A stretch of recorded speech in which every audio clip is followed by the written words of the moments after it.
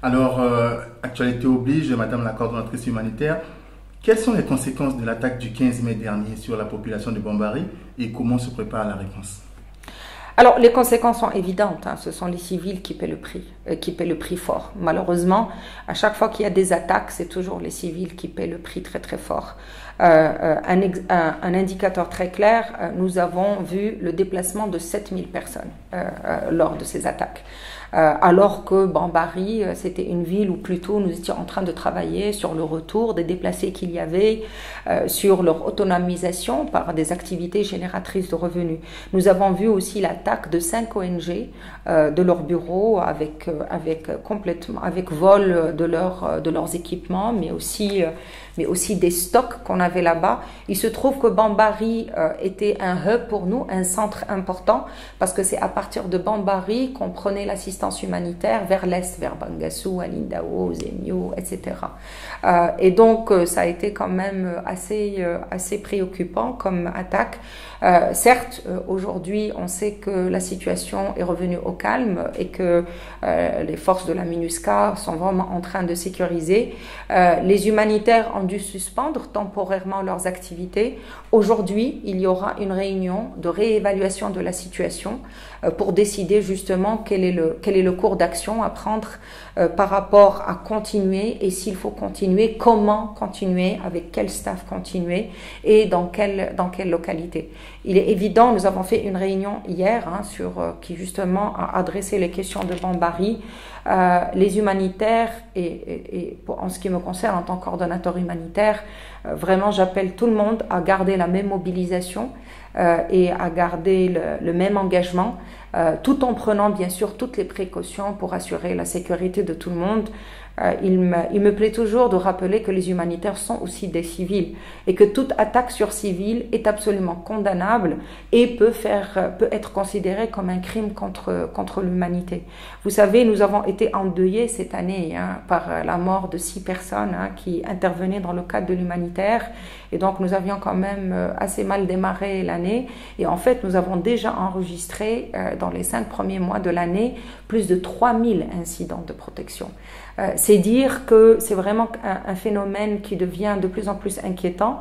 Et je vous dirais que je suis en colère en tant que coordonnateur humanitaire à cause des attaques sur les ambulances et sur les hôpitaux. C'est absolument inacceptable, c'est absolument abject.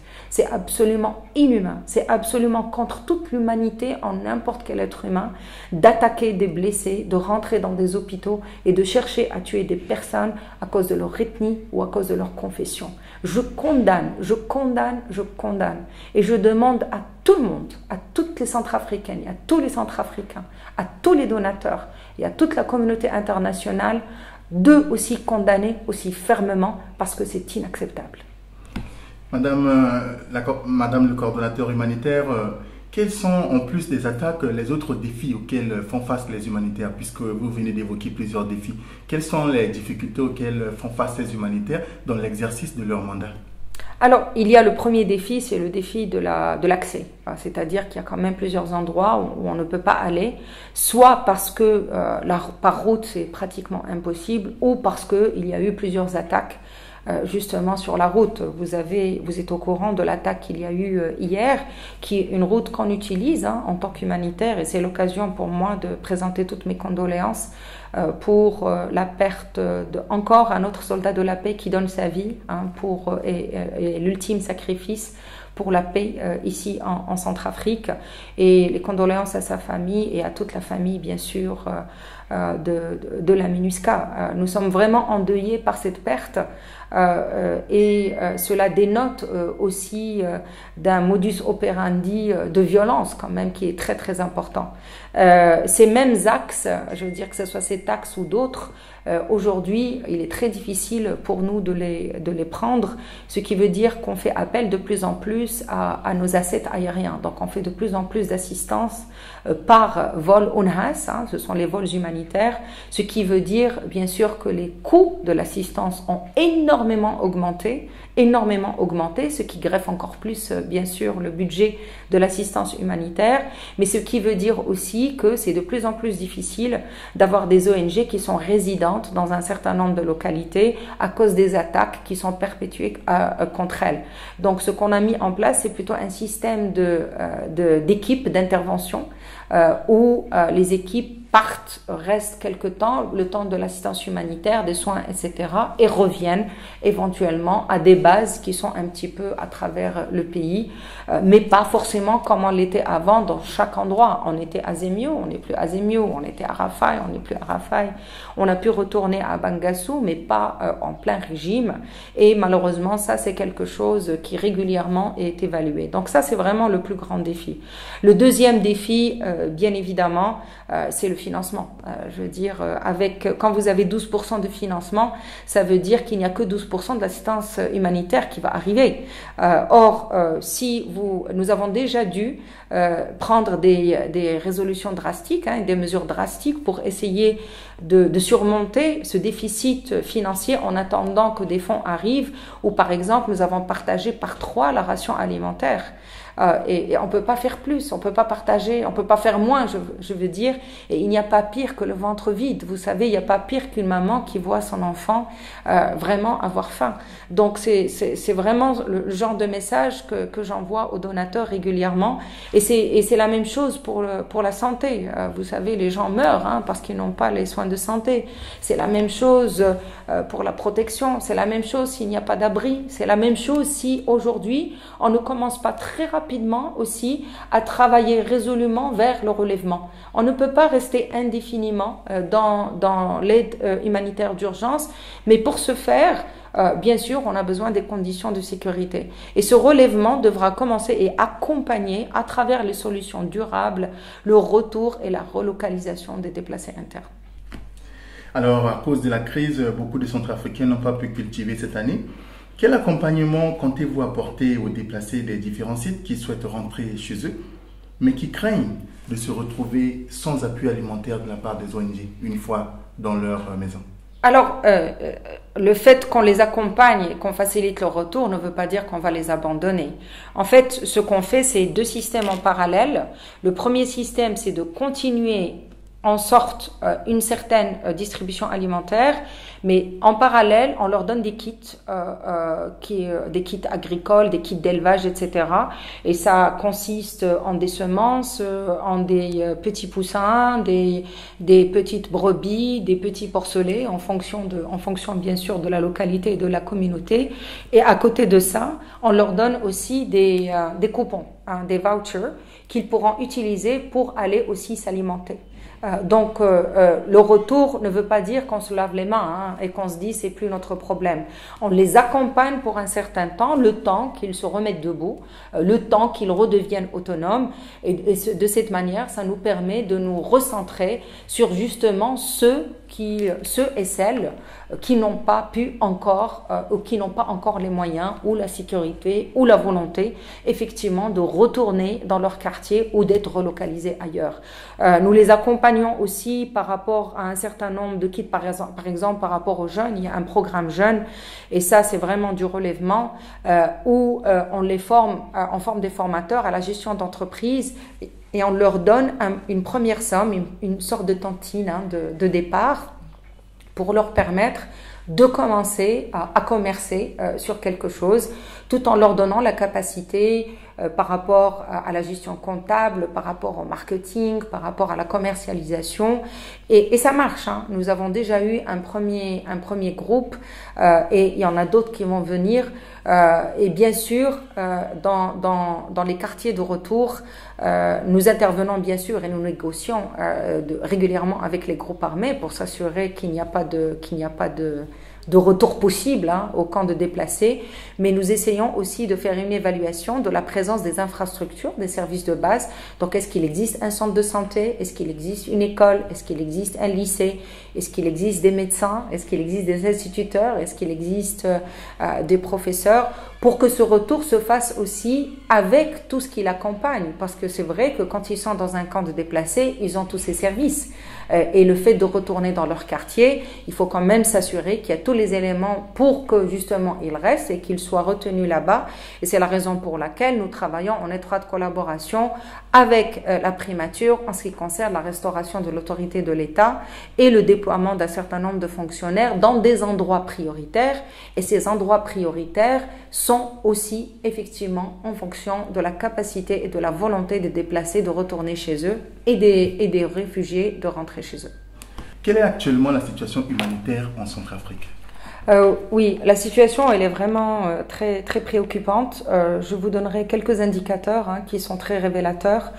Le premier, c'est que en termes de déplacement, que ce soit un déplacement interne ou des Centrafricaines, des Centrafricains qui ont fui et qui sont allés se réfugier dans les pays voisins, nous sommes à 1 Centrafricain sur 4 qui est déplacé. Ça veut dire que le pays en fait est privé du quart de sa population qui pourrait être un agent actif dans la reconstruction du pays et dans la consolidation de la paix du pays. Le deuxième indicateur, c'est que la moitié de la population est dans le besoin d'assistance humanitaire, surtout en particulier en ce qui concerne l'aide alimentaire. Donc vous imaginez un peu la gravité de la situation pour un pays agricole, pour un pays où la plupart des gens sont des agriculteurs et des éleveurs, et aujourd'hui ils se retrouvent dans ce besoin d'attente de la distribution alimentaire pour pouvoir survivre. Le troisième indicateur, c'est que nous avons un enfant centrafricain sur 7 qui meurt avant l'âge de 5 ans. Et donc tous ces indicateurs, je m'arrêterai là parce que malheureusement il y a toute une série comme ça. Et ces indicateurs en fait se sont aggravés depuis l'année dernière. Déjà l'année dernière, on avait observé une augmentation de 70% de déplacés internes, ce qui est quand même énorme. Nous avons cette année une stabilisation à ce niveau-là.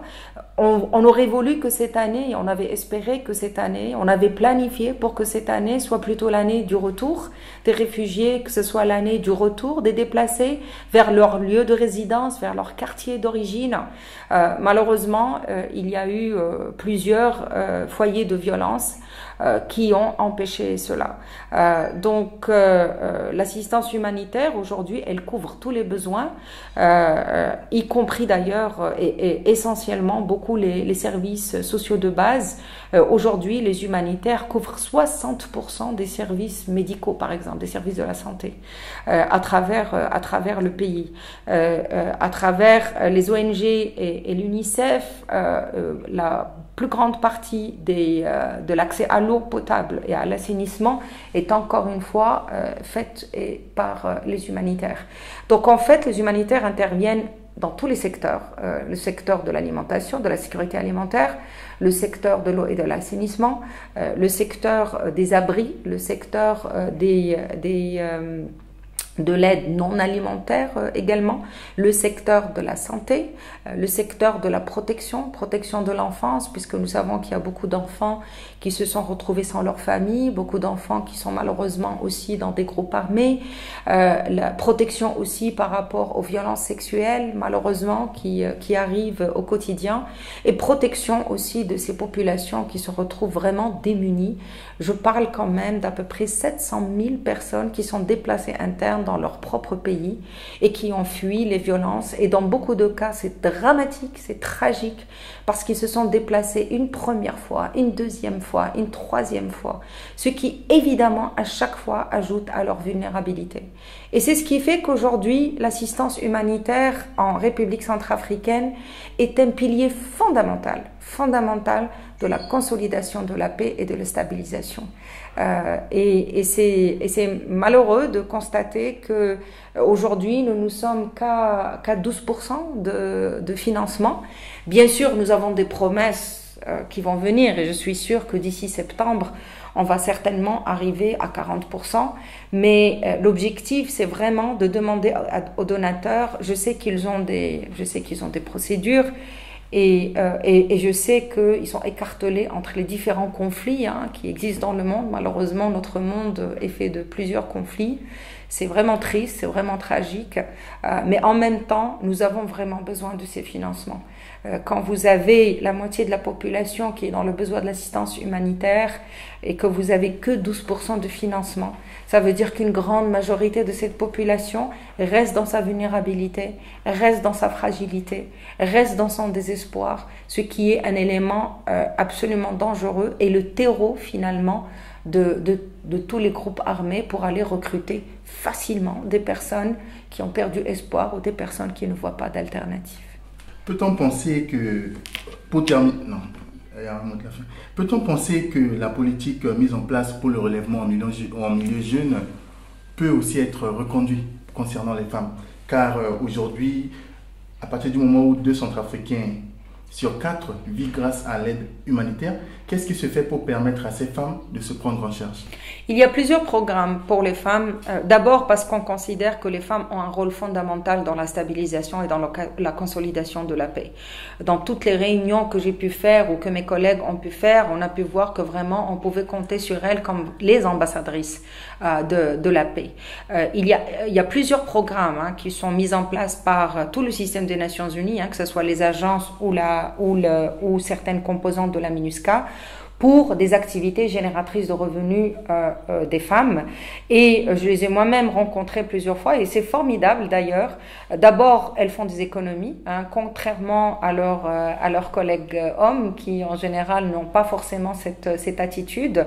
Elles s'assurent aussi qu'une partie de l'argent qui est gagné permette d'envoyer les enfants à l'école. Et ça, c'est vraiment le meilleur moyen de préparer l'avenir du pays. C'est en s'assurant qu'il n'y a pas une nouvelle génération de Centrafricaines et de Centrafricains qui sont totalement en fait condamnés et gardés en otage et sacrifiés. Et en plus, elles utilisent une partie des économies pour acheter encore plus de produits. Et on l'a fait dans plusieurs préfectures, soit en termes d'agriculture, par exemple la culture des haricots blancs, je dirais ça c'est quelque chose vraiment qui marche, ou de l'oignon.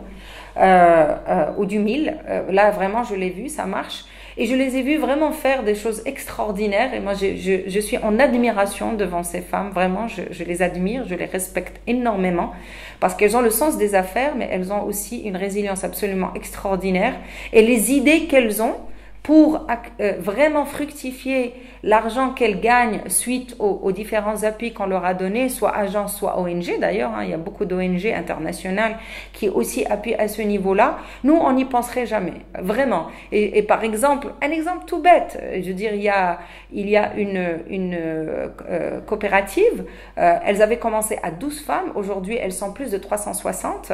Grâce à elles, nous, on n'a fait que les aider au départ. C'est vraiment grâce à elles. Et c'était essentiellement de l'agriculture.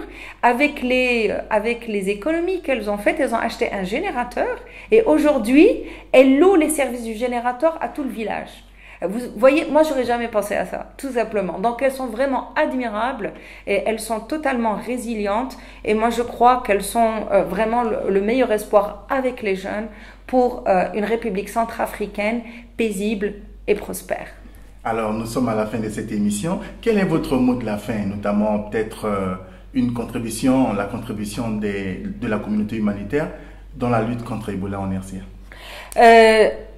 Ça ne sera pas le mot de la fin, mais je vais apporter des précisions par rapport à ça. L'OMS et MSF appuient le gouvernement depuis la déclaration de l'épidémie.